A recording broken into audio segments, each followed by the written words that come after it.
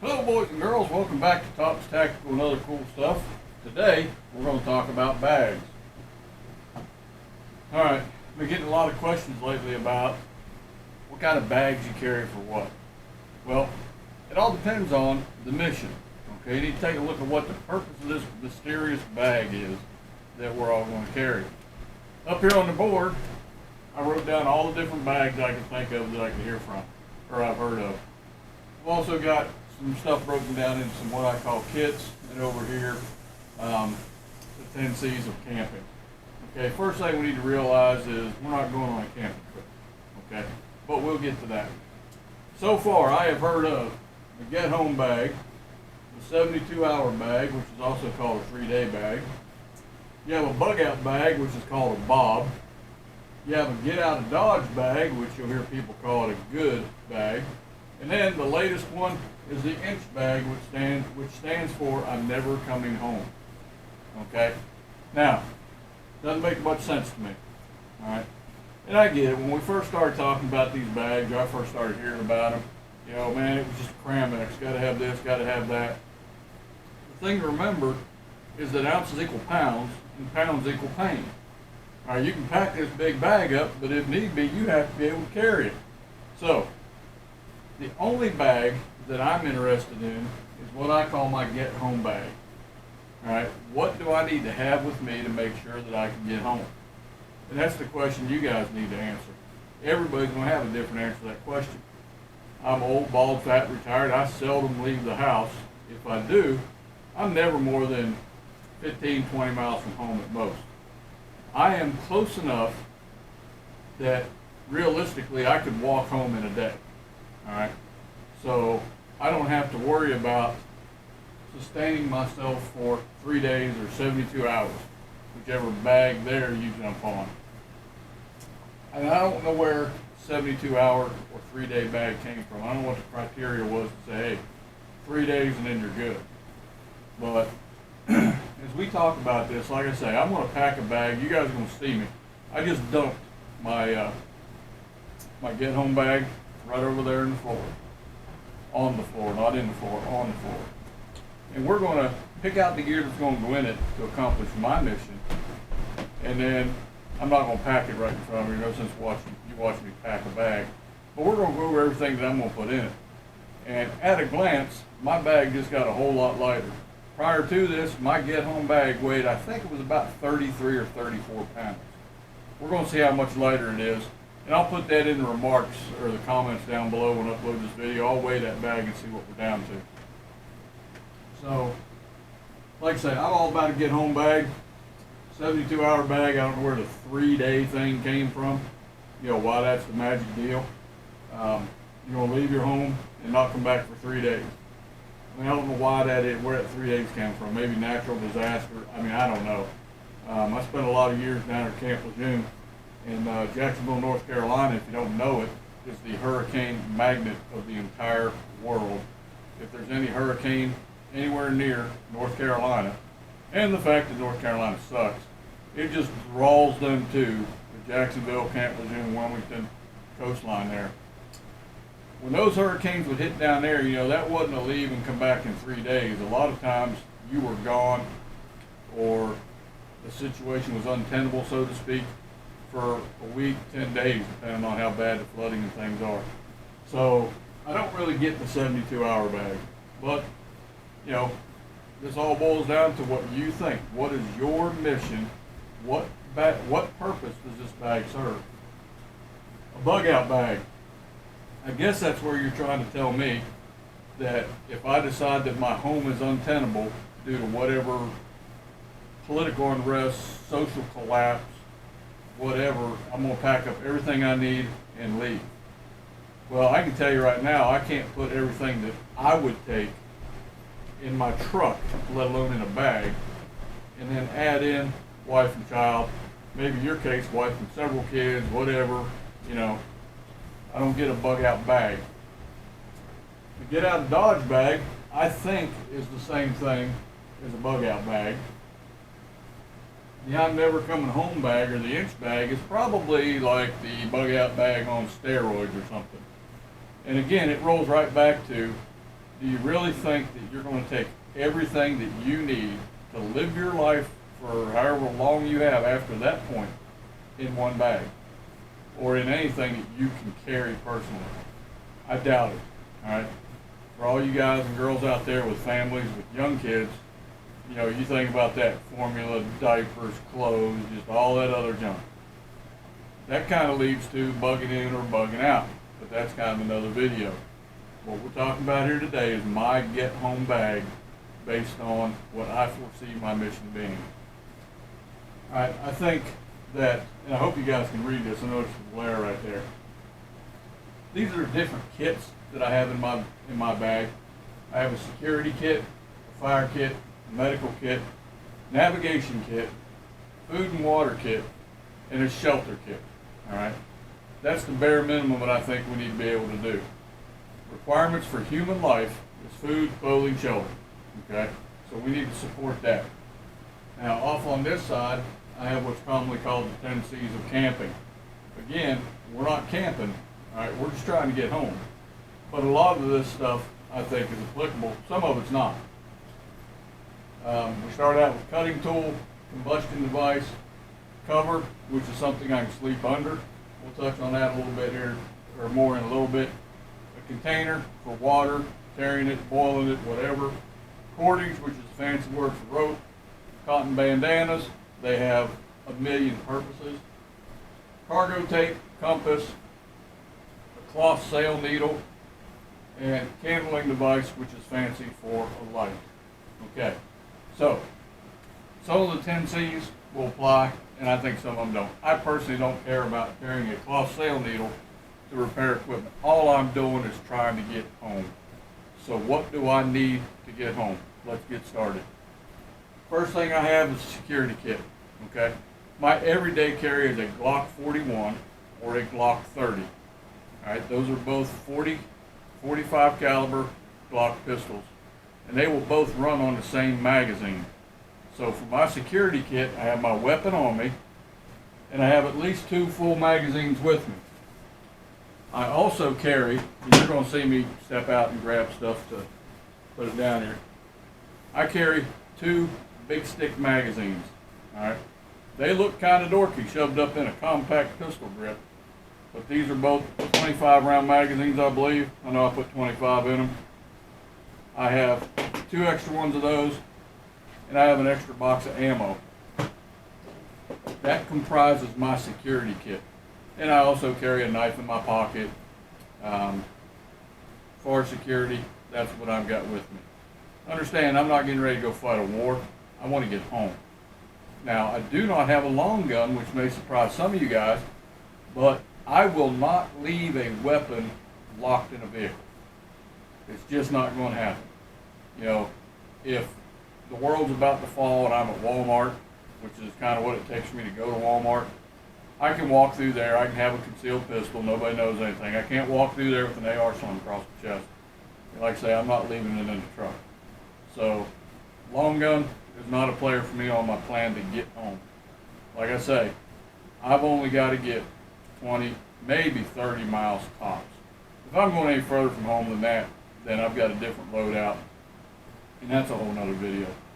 So, my security kit, I'm carrying a knife, I'm carrying a Glock 41, I'm carrying a couple extra mags on my pocket, or on my body.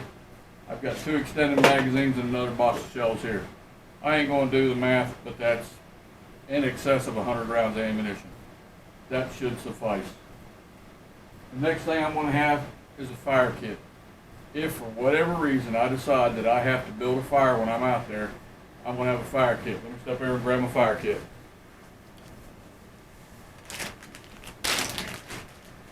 Okay, this little Ziploc bag contains my fire kit. In here I've got some little wax candles. I've got a couple Bic lighters, waterproof matches. I've got some cotton wax, some cotton pads dipped in wax that will work as a candle also. And there's also a Bear Grylls flint and, not flint and steel. It's a ferro rod striker in here. So that's got my fire kit covered. Next thing on the list is medical kit. Now my medical kit, like I say, I just dumped my bag.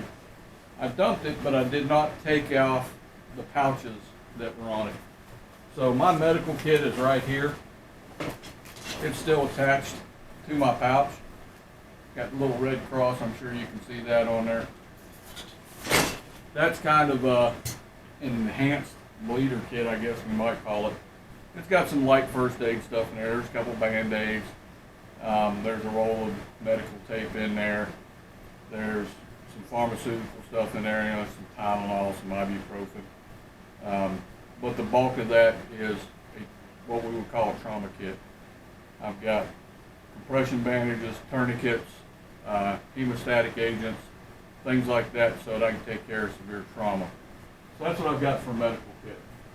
Navigation kit, let's walk over here. Let's see. I guess all I've got over here for a navigation kit is my Garmin. And while I'm thinking about it, let's throw in the extra batteries for it. Now, my home is plugged into my GPS as a waypoint. Like I say, I know how to get home from where I am.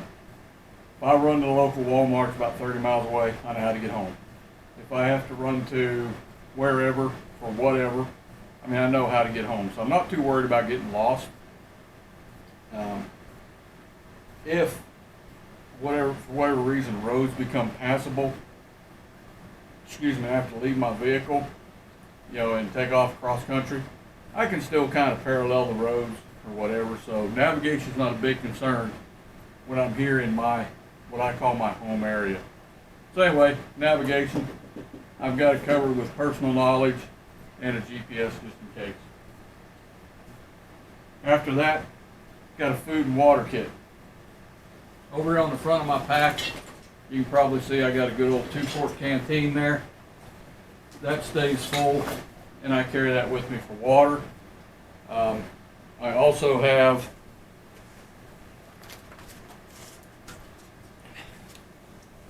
a Ketadine 3-liter water bag that I can fill with water, purified out the nozzle as needed.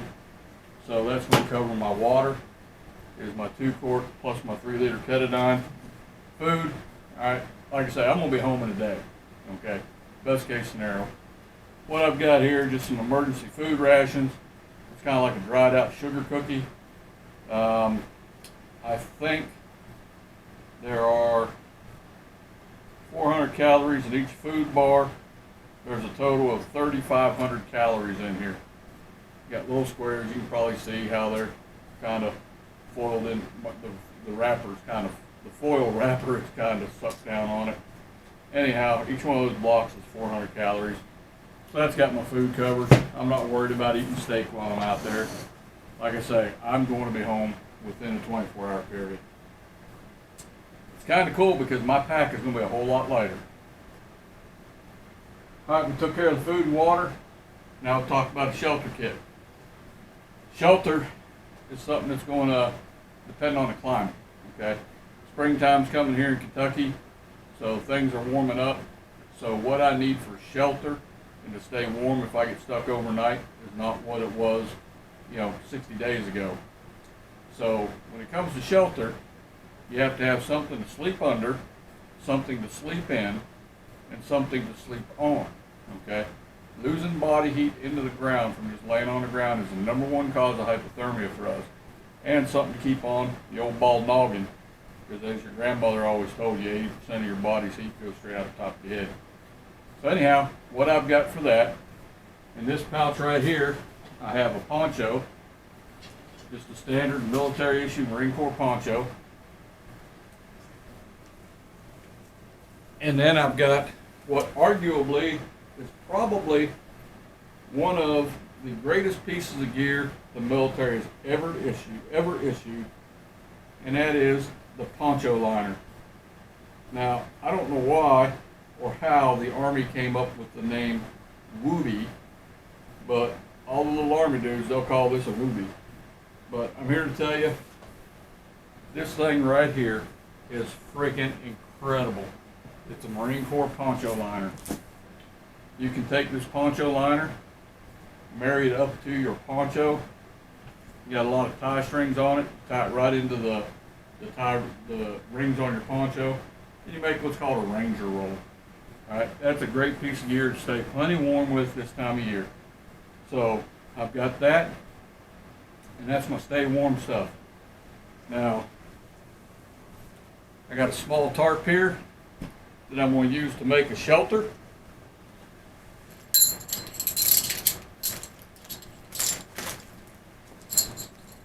Got some tent stakes to stake out my shelter.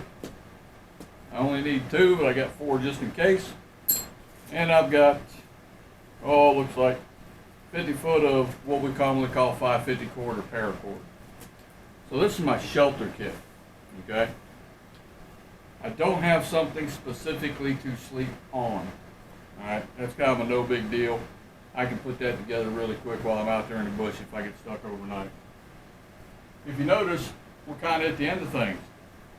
Now, this is something that I have just for me to serve the purpose that I need it to serve, which is to get me 30 miles tops down the road, possibly spend one night out in the bush.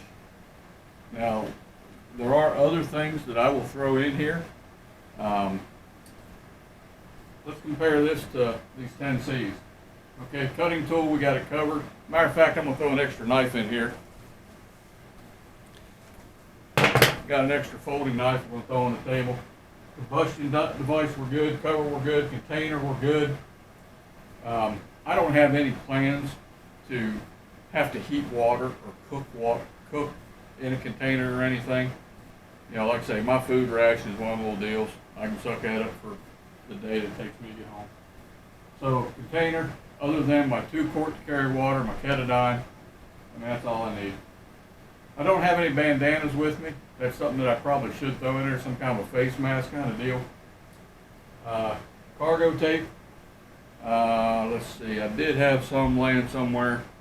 I probably ought to add a little tape in there just because you never know. The compass is replaced with my GPS. Cloth sail needle, okay. The last C we haven't covered yet is candling devices. What can I use to see at night? Well, in here I've got 2 different light sources. This is just a little light to put on the bill of your hat. Nice, pretty. And then I've also got your traditional hat light. And it works really good. So that's got the candling covered. What else might I need? You never know when nature calls. Let's go ahead and throw down some TP.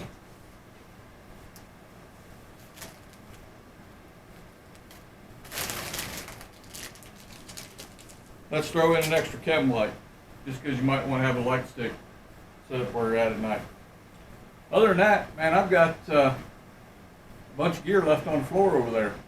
A bunch of heavy gear left on the floor over there. Stuff that I did not need in a get-home bag. So, this is what I put together based on my mission. You need to take a look at yours, see what you're going to require your bag to do for you. Keep in mind these 10 C's of survival, and keep in mind these 6 kits. As long as you've got that covered, you ought to be good to go. The lighter your pack is, the better you're going to be, because ounces equal pounds, and pounds equal pain. I hope this kind of steers some of y'all in the right direction, maybe clears a few things up for you. If you got questions, throw them down there in the comments. If you think there's something that I've obviously overlooked or forgotten, go ahead and throw it down there. Do me a favor, hit the like button if you like this little short video. Go ahead and click subscribe, and then click on that bell and select all for notifications so you don't miss any other videos that I've got coming out. I don't know why I keep pimping my channel so hard, other than just my ego of getting subscribers and likes. YouTube has decided that firearms are evil, so they've demonetized a firearms channel, which is what I am. But anyway, like, subscribe, click the bell, click on all, and you won't miss anything I've got. Again, I hope you guys enjoyed the video. Let me know what you think about it. I still don't have a remote for my camera, so you get to watch me walk around here and turn the camera on. As always, guys, I want you to shoot safe, shoot straight, and train often.